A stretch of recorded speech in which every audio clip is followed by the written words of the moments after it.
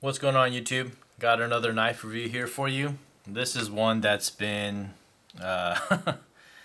long time coming, but this is the Custom Knife Factory Decepticon 2. You guys all know, for the most part, the Decepticon 1, I can't even remember when it came out. It was so long ago. It was maybe 2 years ago, maybe even longer. But initially came out with all kinds of fanfare, with all the crazy milling and details on the blade. And Jim Skelton obviously did his review on it and caused so much more fanfare, as pretty much all his videos do. And it became, quite honestly, in my opinion, one of the the most controversial knives in knife collecting. And I don't want to go on a rant yet. Eventually, I'm going to make a rant video. I have never done a rant video, so I'm due for a rant video. But I feel like it's after the Decepticon 1 and all of the controversy and this is when Russian knives began to get popular. Outside of Shiragorov's, this was kind of with all the news in the knife world, in the knife industry that was coming out. Like, why the heck would this knife, not this one, but the Decepticon 1, be worth over $1,000? I think it was offered at $1,080 or $1,090 or something crazy exorbitant.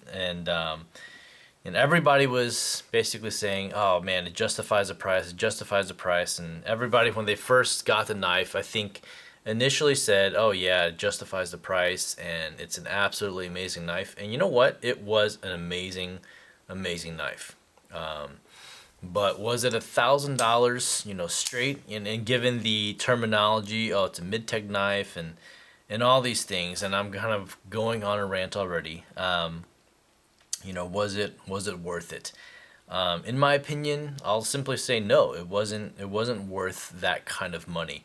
But at the time, the way that the market was going, and like, people were pricing things crazy, and this is kind of the trends of how knives are at right now. I think everything is on the down.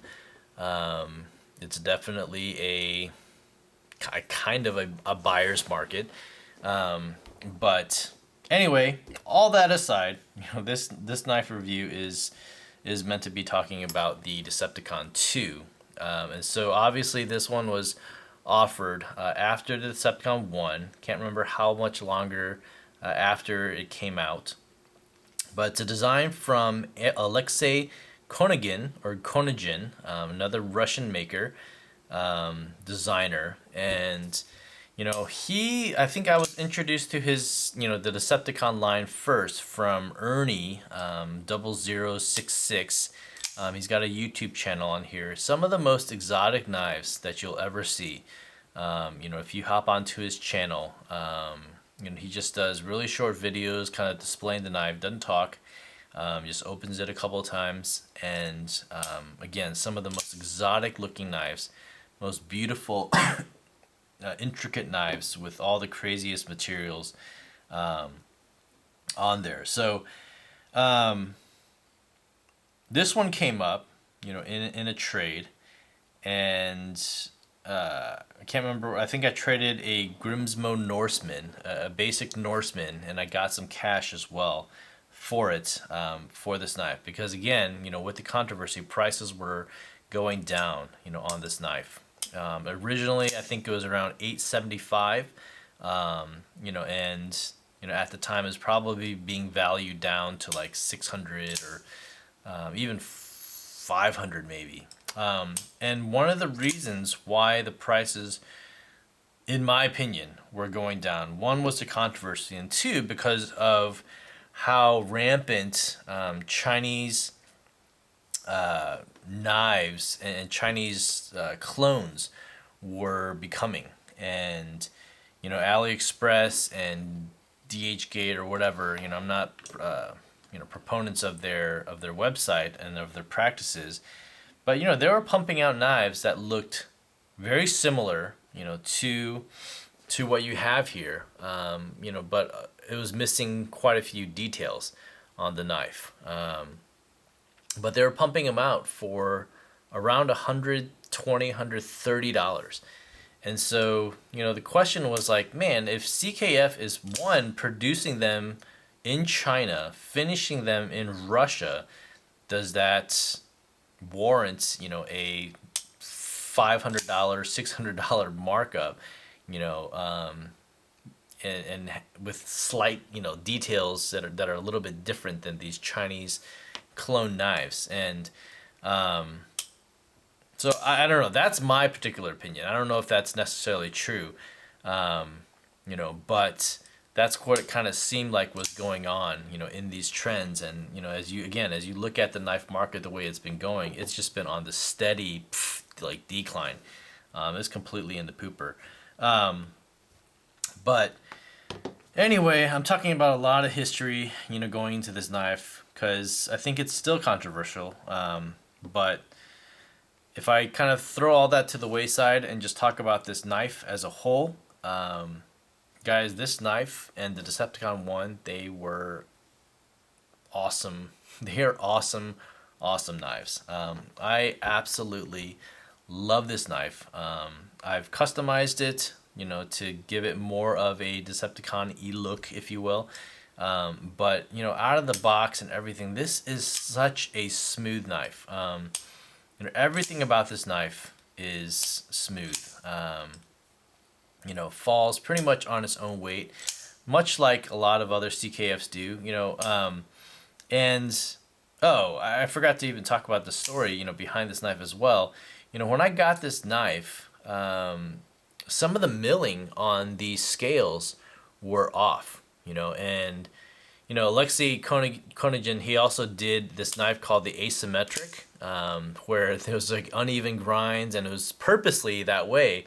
And so when I was, looking through at this knife, I was like, man, there are a lot of asymmetric lines all over this knife. And I was looking at pictures of all these other Decepticon 2s, and I was like, it doesn't look like that's supposed to be the norm.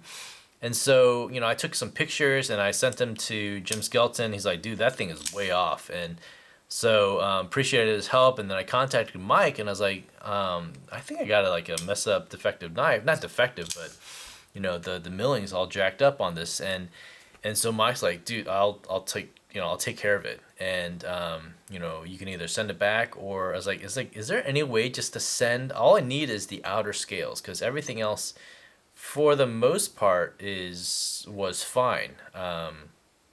Yeah. And so he ended up sending me, actually, you know what? I think the inside scales might have been off too. I can't remember exactly what the details were. But he ended up sending me a whole new clip, whole new scales, he did not send me another backspacer, but then also he sent me 2 liners. So I've got extra ones that, they're off. Again, the milling is off because I replaced them with the new ones that he sent me. And now everything is perfect. I anodized, went through a couple of anodizations, combinations and whatnot. And this was the one that I ended up kind of just liking at the end. Just a, satin finish on the outside scales, and then kind of a deep blue purple on the clip and liners. So man, so a lot of different details, history going into this knife. Basics on this knife, you got a 4¼ inch blade, S35 VN blade steel that you see right there, and then just pretty much full titanium. It's a titanium milled clip, even though it just looks like a spring clip. Actually milled from a small billet of titanium. This one is marked number 91 of 300 of their run of Decepticon 2s. Man, what can I say about this knife that hasn't already been said? Some of just the details, the differences, on this knife versus some of the clones that you'll see. out there.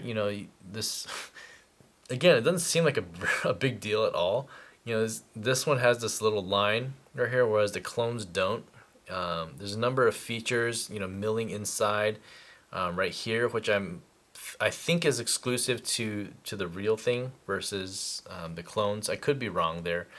Um, Inside, you've got a internal stop pin right there that you see that runs along an external track on the titanium wall of the liners. So and then it secures in there, and that's how the pins secure and keep the blade locked. So no side to side, no up and down blade play at all. Extremely smooth knife. It's a large knife. Ergonomically, it fits well. No, well, no, that's not true. There are actually a lot of hot spots on this knife. It's not a knife that you would go and bear down on stuff to cut or hack away at stuff. Because there are a lot of sharp, cutouts in here, and they're not. These edges are ever so slightly broken, so they're not going to cut at you, but they will dig at you with your skin. If you have fat hands, your skin, if you bear down, it'll kind of get creased in there, and kind of pinch a little bit. The edges all around here, again, those edges are broken, but they're still relatively sharp and will kind of just, it doesn't hurt, but it'll leave a mark on your hands. What else? Quite honestly, other than that, let's just do a quick size comparison here. Here you got the Brian Ty Nerk Tie, also a pretty large blade, 4-inch blade. This is a Midtech Michael Birch V2. I think, and this is one of the the other controversial things. This is a U.S. made mid-tech knife, and at the time secondary is probably around 600. Right now you can find them for probably around $400, if not less. But why would something command so high of a price? And quite honestly, the milling on all these scales, internally and everything, it's going to take a bit more, but if you think about it, this Brian Ty, I mean, there is a ton of milling and everything is smoothed out here. You got some machine lines here, you've got anodization inside, you've got this NERC lock mechanism. And this knife goes for, I think, around 500 to 600 straight from Brian Ty. It can be found for cheaper, but again, for a Chinese-made CNC milled machine knife, why was it $800+? For the Decepticon 1, again, does the work that they do at the shop, at CKF, this is nothing against Mike or CKF. I absolutely love them, but does that warrant that kind of a hike up in the price? So I think it was just the timing. If they were to make another knife like this, I pretty much guarantee you that it would not command that kind of price right now in this market. I would say it'd probably be around $500 to $600 at most. Mike, they most recently released the integral lock, integral frame lock, the Tegral from CKF, and that one was under $475, like around there. So like the things that they're able to do now, definitely the prices have gone down. So I've rambled way too long about this knife. A lot of different things to talk about and whatnot, but hopefully you get a feel for this knife. If you guys are able to get this knife for $500-$600, definitely think it's worth it. At the $700-$800 range, I think people are just trying to make up their money that they dropped on this knife. I wouldn't think it's worth that kind of price, but at the same time, it's an absolute conversation piece. You rarely see knives that have this kind of open skeletonization in it, outside of Brian Ty stuff. So, yeah. Anyway, I'm not gonna ramble any longer. Well, let me know what you guys think in the comments down below. As always, thanks for guys for watching, and I'll see you on the next vid. Take care. Bye.